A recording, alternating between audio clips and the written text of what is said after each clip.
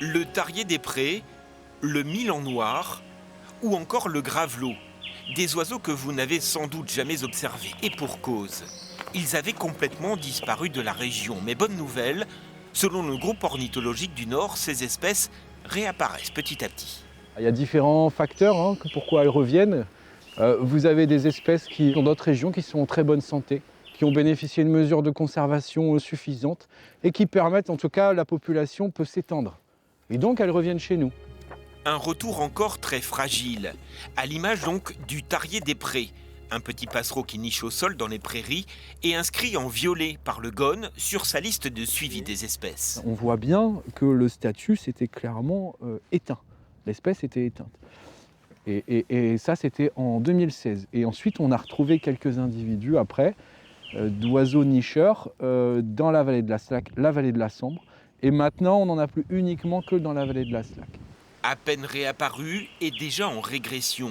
Mais le tarier profite désormais de mesures de protection contre les fauches, notamment qui détruisent ses nids.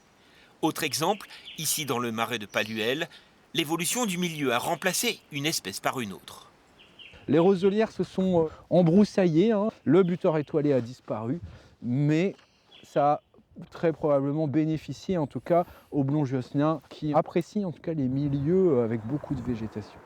Lui apprécie les points les plus hauts dans les villes, comme l'église du Sacré-Cœur à Lille. Et ils montent, ils vont s'accrocher un peu partout, il y a ce qu'il faut.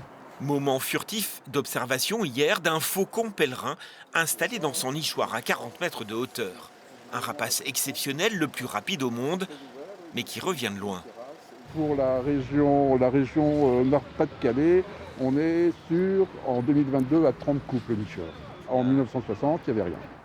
Retour du faucon pèlerin, dû essentiellement là aussi aux mesures de conservation mises en place.